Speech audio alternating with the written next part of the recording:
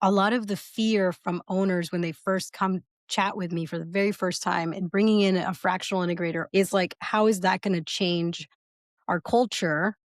And how is that going to affect our people? But also, like, we need this accountability piece. And so, like, we want this accountability piece, but we don't want people to quit because you're being mean to them. So, like, a lot of times they equate accountability with being mean, right? With like the quote unquote, like, oh, you're going to be mean to them or you're going to like yell at them. And I'm like, no, like, we're all adults here and we're all still going to have a great time. But this is what accountability actually looks like. It looks like, You didn't start a business to put out fires, but here you are, holding the extinguisher. Business isn't theory, it's pressure, late nights, tight margins, the thing that keeps breaking no matter how many times you fix it. When the room's on fire, the amateurs shout, the pros stay calm. That's the Fixers and Founders way. Part discipline, part rebellion. We walk into broken systems, find the pulse, and make it run clean. Because calm isn't weakness. Calm is a strategy. We're operators, builders, problem solvers. Born from the grind.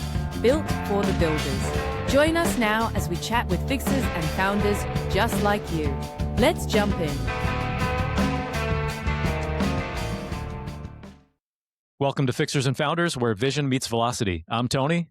I'm Forrest. Today's guest, Stephany Day, Fractional COO, founder of Duke BCG, and the operational architect behind some of Texas's fastest scaling businesses.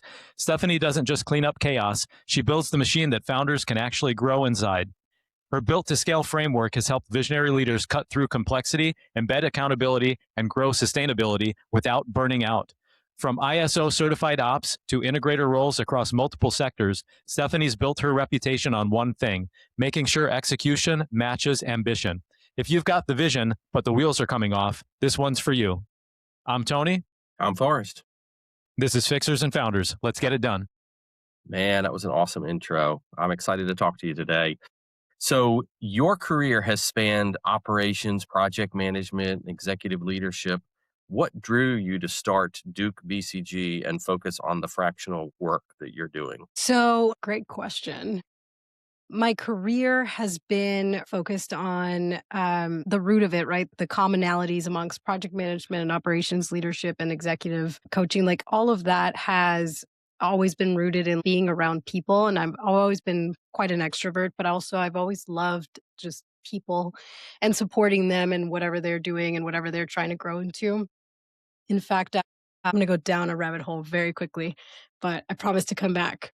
Um, I had a speaking coach once help me with like coming up with my story, right? Like what drew me into who I am today and what I do today. And I remember her questions and everything that we talked about until finally it almost felt like a psychology session where they're trying to extract from you what happened in your childhood that made you this way. The questions led me essentially to like anytime I ever watched a movie, I wasn't in love with like Iron Man, right? I wasn't like, oh, I love like The Lion King even, or like I love Miranda from The Devil Wears Prada. Like the main character energy was never what drew me to like think like, oh, that's me in that movie. It was always like the helpers, the people that helped the main character get somewhere. I always felt that that was like the most noble position in the movie or the most noble position in anything. And that's who I wanted to be, right? So I think about Iron Man because that's my son's favorite superhero. And so that's what we watch a lot these days. But, you know, like Pepper Potts, right? Like or Jarvis, right? Like the helpers that are helping him continue to build upon his dream, that resonates with me. And so at the foundational level of every work that I've ever done has been me trying to help others, like accomplish what they want. And when I started working as a fractional, I noticed right away that my passion, the reason that I was doing what I was doing was in all reality, just trying to help visionaries and owners and CEOs achieve whatever that vision was. And sometimes that meant that I wasn't the best person that could help them. I would like, and that like the most humbling thing that I could possibly say, because even though I love myself and I have confidence and I, you know, care a ton about my own psyche, I also knew that sometimes I wasn't the right decision or I wasn't the right person. And so in a very weird manner, I started like just finding others that had things that I didn't have, right? That were like leaders and superstars in their own space, like in the marketing space or in the sales space or whatever space that, that companies might need, and started like kind of doing a little bit of net weaving, right? And that's what led me to eventually say, well, I want more partners to help me with this. I want to be able to like, duplicate what I'm doing to more out there. And so I ended up adding some partners to Duke BCG, and that's where we're at now. And I wanted to find more people that were like me, that were like, I don't want to be the visionary. I don't want to be the main character. I want to be that side character that helps the main character get to where they are, because or where they want to go, because that is the best thing that makes me feel complete. And I found that in several people that have joined Duke BCG as of the last 6 months. I have never thought about Tony Stark and Pepper Potts in the VI relationship, but that's another one to add to the list. So that was There great. you go watch it again. Yeah, and in Yeah, keeping I with the gotta comic watch it book again theme, now. sounds like you just created your own Justice League or Super Friends, Yeah. right?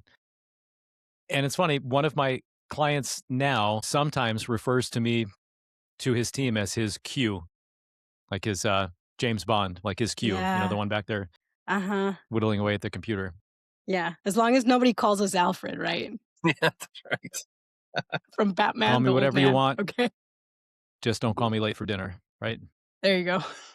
So, Stephany, you say that most founders don't fail because of their vision, but because operations can't keep up with that vision. What are some of the most common early cracks that you see form in a company's foundation? Yeah. I think I stand by that statement that operations usually get away from the visionary or the owners or the founding people of an organization, because sometimes it's not one person. Sometimes it's a husband and wife or a family or a couple of friends that got together. No matter what type of relationship you see at the very top of the of the accountability chart with the people on the leadership team, I think that one of the biggest, and I feel like I've been talking about this for so long. One of the biggest issues that I have noticed in the past has been like running towards different directions, even if it's like a mildly different vision. When a husband and wife want different things, or when, a father and like his kids want different things, or even whenever it's like one person, right? Like you're the founder, and then you have like five people that have been working with you for 2, 3 years or whatever, but they all think that we're going in a completely different direction. That's when the chaos begins, because there's communication issues, and then there's resentment about like, well, I totally did what I thought you wanted me to do. And I kicked butt and like took some names and did all, and like, why are you not congratulating me? And then the owner is like, well, because this is not moving us in the direction that I wanted to move. But like maybe they don't know how to articulate that. I spoke to an owner today that I really admire, and he's like, one of the things that I'm going to work on this year is like articulating what I want for my team, because even after all the success that he's had this, over the past couple of years, coming together as a team, his entire team is like, well, if there's one thing that you could be better, is like, tell us what you want. And so whether you're in the beginning stages of, business to like the late stages of a business, like you need that person that's going to help you extract like what is it that you're thinking that the future looks like, and how can we articulate that and show that and visualize that with a team. And I think that's something that I do really well. Yeah, and I guess unless or until everyone has their Neuralink, we can't read each other's minds. That's coming Yes. And later. it reminds me of one of our past guests, the infamous Russell Justice. I sat on a workshop of his a couple weeks back. He told a little story about he and his wife in the car, and I'm sure many of us can relate to this. He's looking like 3 jumps ahead in traffic. So he can see, somebody's coming up behind him, he's doing this, and he's gonna merge, and he's gonna do this. His wife doesn't know that. So she's got a death grip, holding onto the car. And Yeah. so he says to alleviate some of that and her stress, he just started to tell her, "Hey, honey, I'm gonna go and I'm gonna move over there and I'm gonna merge," because she doesn't see those 3 steps ahead like he's looking. And all it took was just that little bit of extra communication, to solve that problem. So I love that. Thank you. Yeah, that's exactly right. So no more Extra white knuckling in communication. the car for her, right? I can't say I'll be doing that for my husband. I think it's kind of funny to watch him grab on. Yeah. That's awesome. All right. So was there a moment in your career when the light bulb went off and you knew you had to build your own model for operational leadership? Yes. So there's like a funny thing in like the fractional space that we say like every client's different, right? Like there's no client that's exactly the same as anybody else. But then there's also in the EOS world, there's also this dichotomy of like, well, yes, every client's different no matter what business you're in and no matter how complex your business is, there's going to be differences from business to business. But what are you know, uh, the process steps that are exactly the same that have to happen no matter what when you work with a client. EOS doesn't say like, okay, only trucking companies do it this way or only manufacturing do it this way. They say like trucking, manufacturing, SaaS, fintech. I don't care who you are and I don't care what size you are, whether you're a startup or, you're starting to be a little bit more successful and you're getting closer to that 20 mil mark, which is the sweet spot for EOS. They say like there's always going to be certain steps that you have to take that are going to be part of your proven process, right? Like this is your proven process and you have to follow these repeatable steps every single time. So you have foundational processes across your organization that are in alignment with the process that you do for sales. And a couple of years into working fractionally, I realized like we always say this, but we are those visionaries saying my business is different and like every client is different. And I was like, oh, we're doing that too. Like we're saying every client's different and we're so special. And that's not the reality. The reality is there are steps that you have to take no matter what. You always have to do an organizational checkup.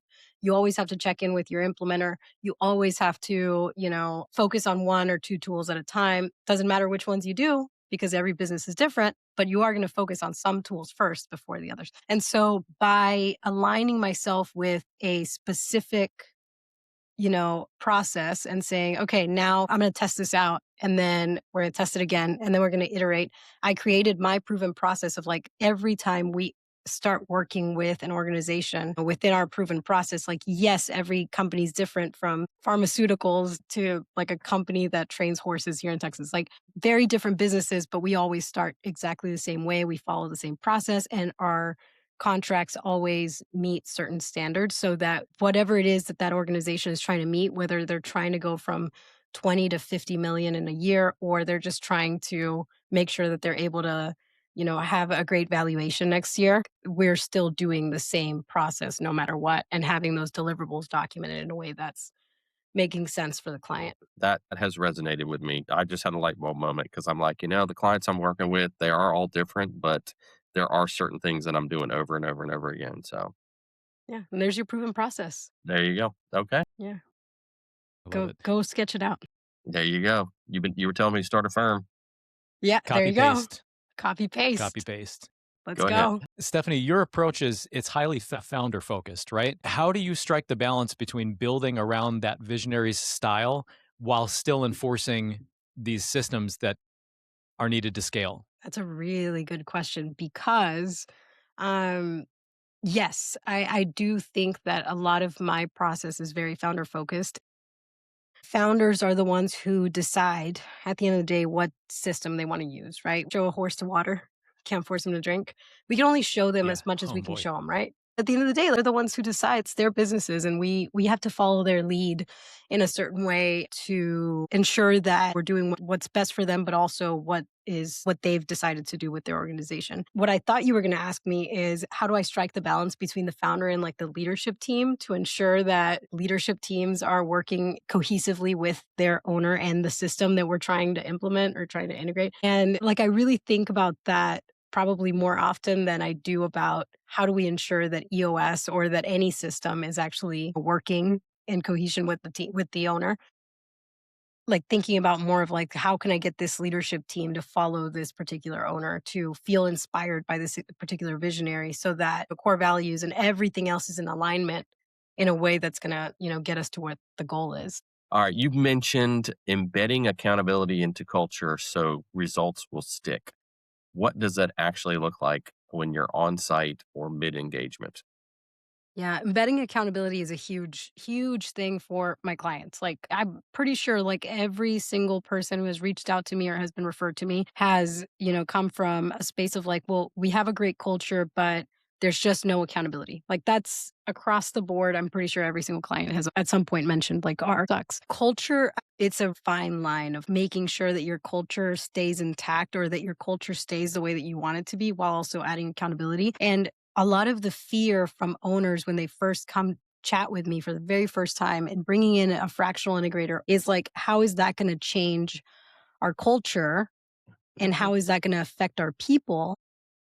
But also, like, we need this accountability piece. And so, like, we want this accountability piece, but we don't want people to quit because you're being mean to them. So, like, a lot of times they equate accountability with being mean, right? With like the quote unquote, like, oh, you're going to be mean to them or you're going to like yell at them. And I'm like, no, like, we're all adults here and we're all still going to have a great time. But this is what accountability actually looks like. It looks like, hey, you said you were going to do XYZ. This is where we're at. When can I expect that you will complete XYZ? Okay, you set this date. And now we're going to work together on like getting you there. And it takes a lot of hand holding sometimes. And sometimes it doesn't. Sometimes just saying it out loud. Okay, you just agreed to do something, right? It's a to do.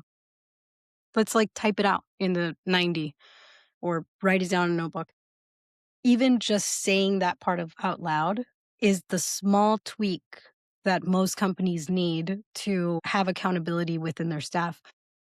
So in reality, there's no culture change, right? I don't come in and say, like, okay, now the culture of accountability is here and I'm the czar and I'm going to make sure that you get your crap done, everybody. Like, no, we're usually like, hey, you mentioned that you were going to get this done. I'm going to document it. We're going to get it done. And most people just need that reminder. They don't not do things on purpose because they're like, you know what, I hate this company and I'm not going to get this done. Most people are actually great at heart and actually love their jobs and love, what they're doing and the thing that, they have to do. Most of the time they just forget.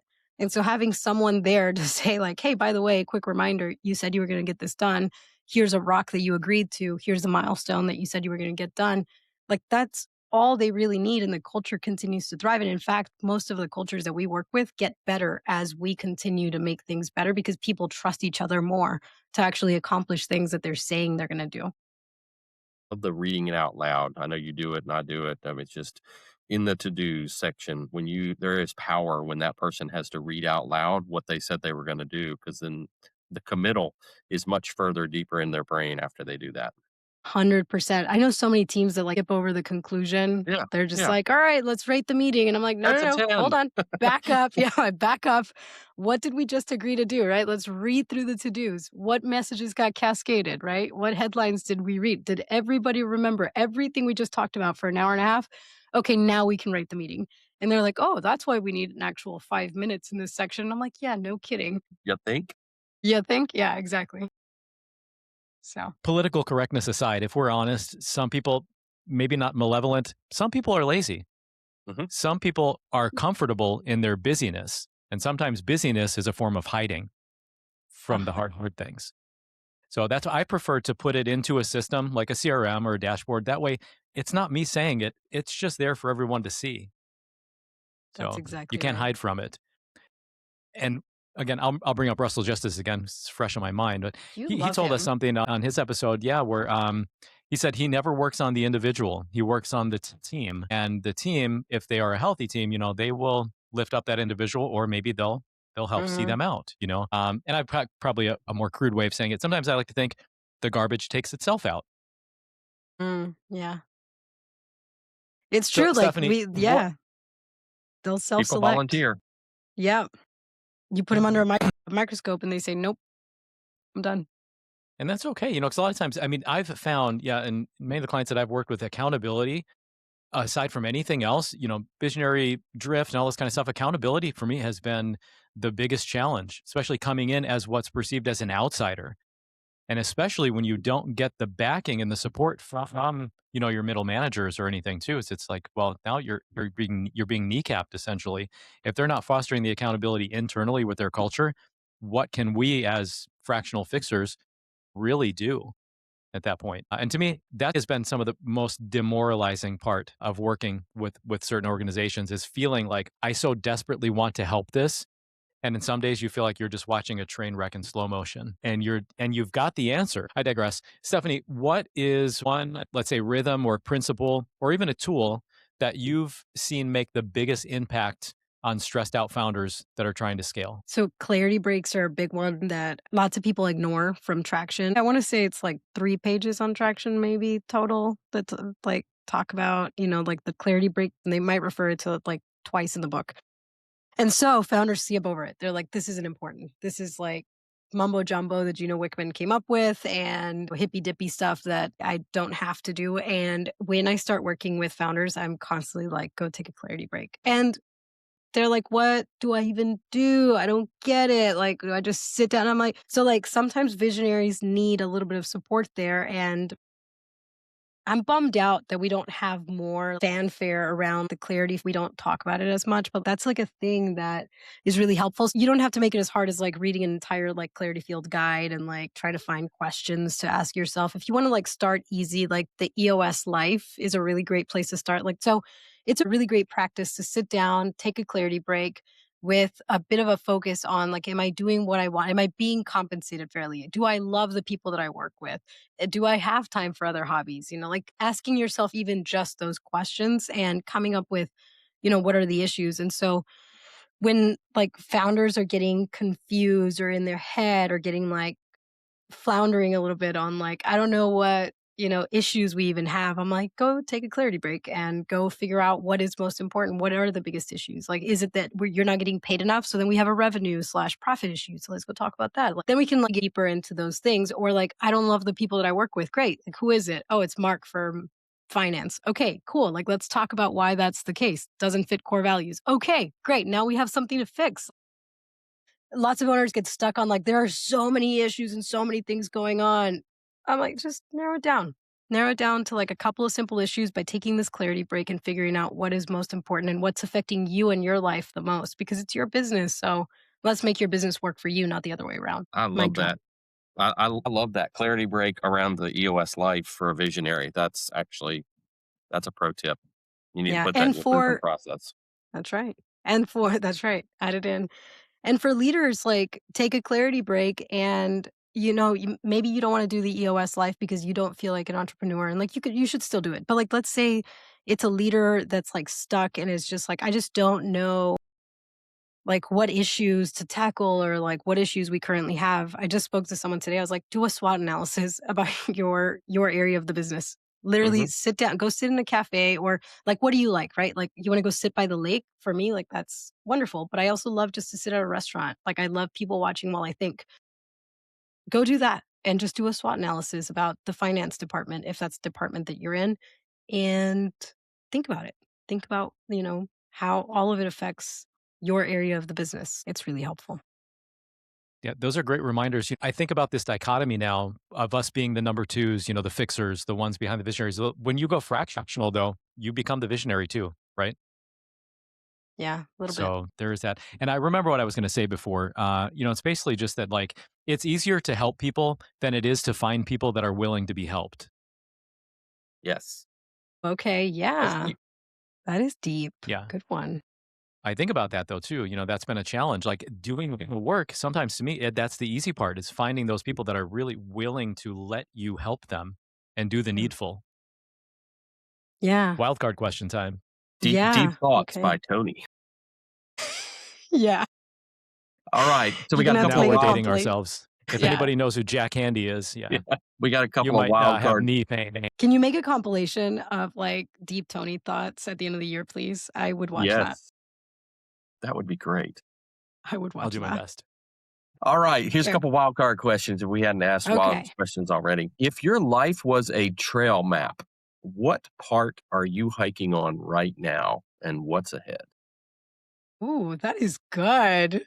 You like That's that? a good question. I think right on, if I'm being so totally honest, like I think I'm still in like that first mile or 2 miles where you feel so excited because you know what's like at the summit. I'm very hopeful. I think someone else asked me earlier today, like, how is this week? Like, how are you feeling like on fire or like hopeful or whatever? And like, it's like super hopeful. Like, I have so much hope for the future. I think there are lots I think like the summit, the climb, that's the fun part. But yes, the view is great. I think I'm still in that first mile or two where I feel really happy and my pack isn't heavy yet. I haven't really started to break a sweat yet. I'm just kind of enjoying the scenic route right now. Yeah, we had Lizzie on, and she was talking about that the joy is in the journey, not in the destination. So, No, yeah, I love the destination. yeah, I'm yeah. gonna I'm gonna disagree with her on that. I love the destination. I am a huge fan of, like, you get to the top of the mountain, and I say this as someone who, like, loves to climb and, like, go do that kind of stuff.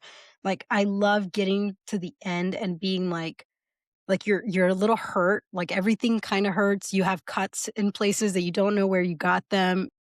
Shoes and clothes are dirty, and you're sweaty, and you're having, like, whatever snacks you brought, and you're like and it's just such a great moment at the very end, but I think right now, at this point in my life, I'm not at that place yet. I think one day I will be where I'm, like, looking back at, like, the journey and thinking like, "Man, this was awesome, and look at this view, and, like, look at all the things, the great things that we accomplished," but I definitely think I'm in the first mile or 2 right now. That's great. So I may know the answer to this. Maybe it's clarity break. Maybe it's a Claritin break if it's pollen Oh, season. you having an allergy? Stephany, you're a chicken mom, right? You're a homesteader. You're a I am. marathoner. You're a kayaker. What's one off the clock ritual that recharges your leadership? Hmm. Yeah, I mean, anything outdoors. I think, like, go touch some grass is, like, such a, like, funny thing to me, but, like, it's so real. Like, go touch some grass. I love having, like, plants in my office or in my space because, like, I really think that nature is, like, the only way for your body to, like, reset from whatever you're going through. So if you're having a hard day, you're having a hard month, a hard year, like, I've talked to people lately that are having, like, just these horrible times, and, like, of course, I don't wanna tell them, like, "Go touch some grass," but spending time in nature and just reminding yourself that we're just a small little, like, cog in the big wheel of, like, Earth and the universe, and, like, that, like, the world is so big. I know, like, that might send some people in, like, a big, like, I don't know, psychosis, but for me, it's like, I need that. I need to remind myself, like, it's like, all of this is it's all just stuff, and it's all just like, all of these are just little issues and in the grand scheme of things, and yeah, go touch some grass. So, that's what I Amen. do. Another good reminder. I think Kansas said it best. All we are is dust in the wind, dude. That's right, dude. Yep, that's exactly right. I think that's a great drop mic moment. Go touch some grass and get grounded, right? I mean, get grounded. Yeah, lift heavy things. Yeah. I There need you to do go. that. Yeah, if you're into exercise, yes, do that because that's great for you also. All right. This was Stephany Day. A That's me. reminder that strategy without structure is just noise. From family businesses to growth stage companies, Stephanie's built to scale framework shows that calm, consistent operations don't just support growth, they make it inevitable. If your business is sprinting, but your systems are stumbling, rewind this one. She just gave you the playbook. I'm Forrest. I'm Tony. This was Fixers and Founders. Oh, my darlings, look at you. Still here with me till the end. That's how I know you're one of us. The fixers, the founders, the ones who build in the chaos and still manage to laugh through it. Drop a comment, share your sparks, and connect with each other. This is where the net weaving begins. Like, share, and subscribe to keep the fire blowing. Until next time.